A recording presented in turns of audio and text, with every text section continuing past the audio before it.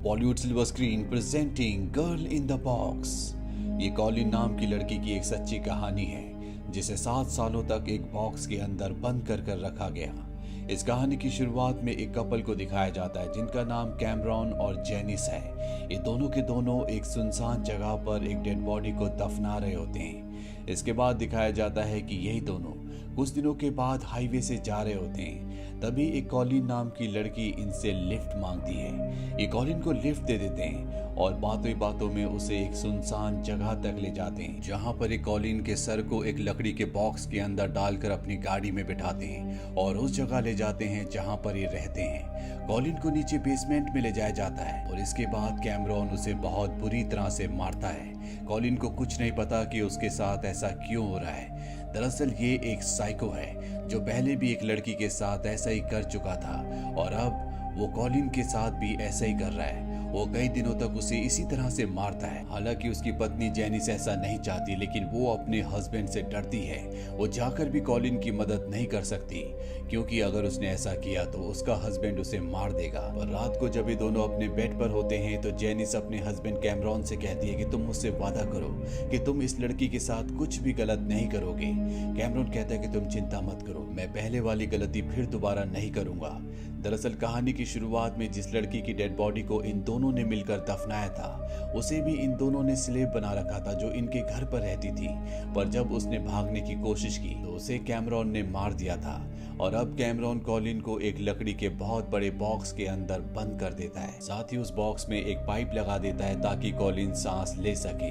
वही कॉलिन के माता पिता को दिखाया जाता है जो उसके गायब होने से बहुत परेशान होते हैं। वो पुलिस में कंप्लेंट भी लिखवाते हैं, लेकिन कॉलिन का कुछ भी पता नहीं चलता।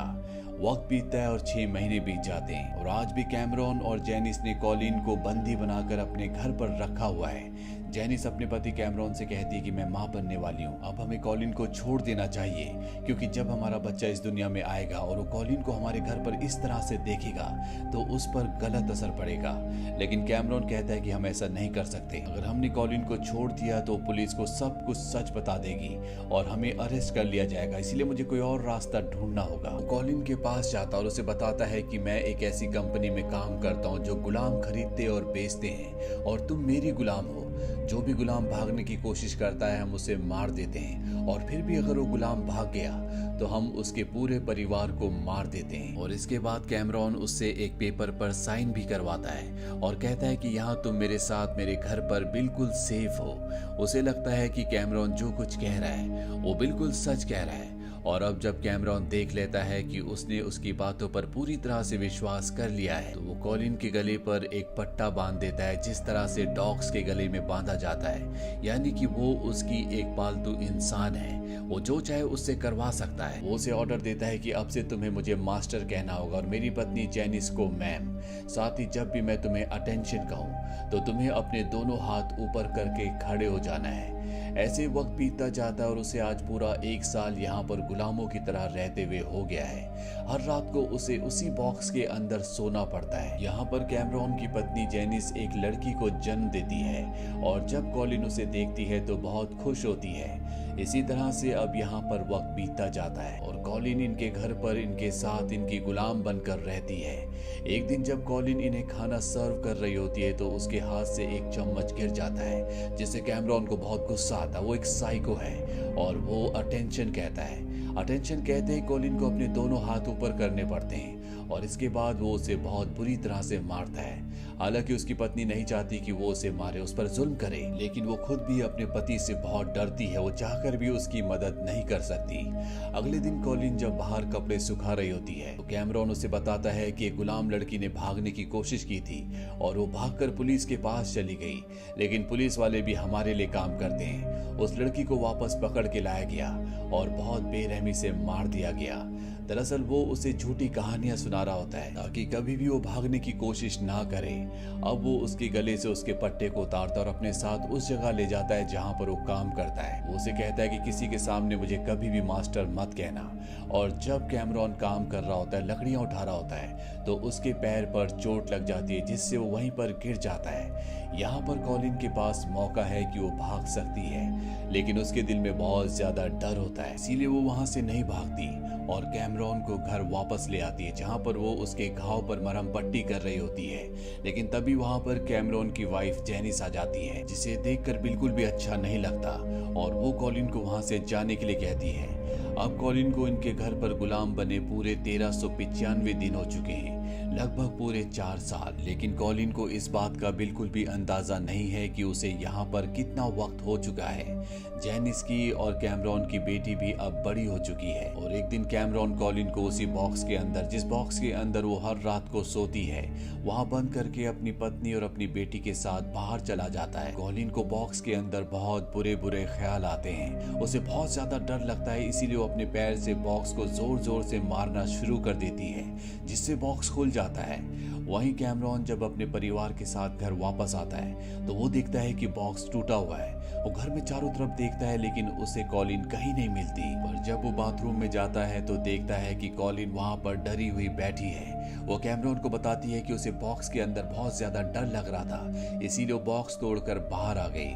कैमरॉन को अब समझ में आ चुका है कि कॉलिन उन्हें छोड़कर नहीं जाएगी। अब वो जिंदगी भर के लिए उनकी गुलाम बन चुकी है और इसी तरह से 3 और साल बीत जाते हैं, यानी कि अब कॉलिन को यहाँ पर पूरे 7 साल हो चुके हैं। कॉलिन ने एक बार कैमरॉन से कहा था कि वो अपने घर जाना चाहती है और अब कैमरॉन उसे कहता है कि जिस कंपनी के लिए मैं काम करता हूँ, जो गुलाम बनाती है, उस कंपनी ने तुम्हें घर जाने की इजाजत दे दी है, लेकिन इसके लिए तुम्हें इम्तिहान देना होगा। वो उसे एक गन देता है और कहता है इससे अपने आप को शूट कर दो। कॉलिन गन का ट्रिगर दबा देती है लेकिन उसके अंदर गोली नहीं होती और कैमरॉन समझ जाता है कि वो उसके बारे में किसी को कुछ नहीं बताएगी, इसीलिए वो खुद उसे उसके घर पर ले जाता है, जहां पर वो सबको बताता है कि मैं कॉलिन का बॉयफ्रेंड हूँ।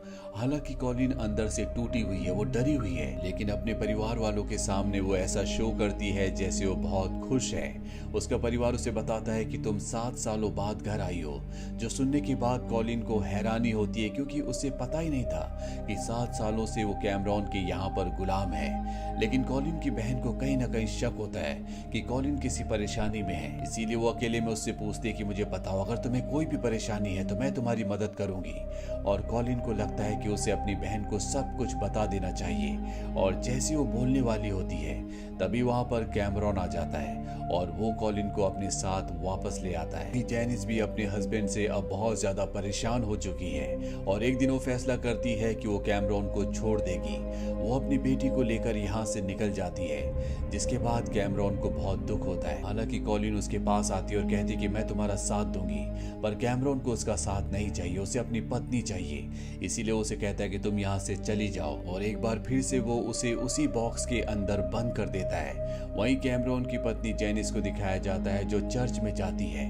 उसे अपने गुनाहों के बारे में अब एहसास हो चुका है। उसे एहसास हो चुका है कि उन्होंने कॉलिन के साथ जो कुछ भी किया वो इस दुनिया का सबसे बड़ा पाप है और अब वो अपने गुनाहों का प्रायश्चित करना चाहती है। इसीलिए वो एक बार फिर से कैमरॉन के यानी कि अपने घर वापस जाती है और कॉलिन को वहां से आजाद करके अपने साथ ले आती है। वो कॉलिन को बताती है कि तुमसे कैमरॉन ने आज तक जो कुछ कहा है वो सब कुछ झूठ है। तुमसे पहले भी हमने एक लड़की को किडनैप किया था जो बहुत ज्यादा शोर मचा रही थी, इसीलिए कैमरॉन ने उसे मार दिया और मैं नहीं चाहती कि तुम्हारे साथ भी वही हो।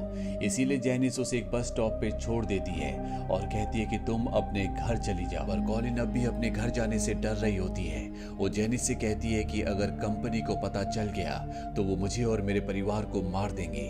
जेनिस कहती है कि ऐसी कोई कंपनी नहीं है जो गुलाम बनाती है। ये सुनने के बाद कॉलिन को आत्मविश्वास आता है और वो अपने घर की तरफ जाने वाली बस में बैठ जाती है। कॉलिन अपने घर वापस आ चुकी है और आज उसे 2640 दिन हो चुके हैं जब वो पहली बार आजादी की सांस ले रही है। वो अपने परिवार से मिलकर बहुत खुश होती है, उसकी आंखों में आंसू होते हैं। वहीं हमें कैमरॉन को दिखाया जाता है जो घर पर अकेला होता है।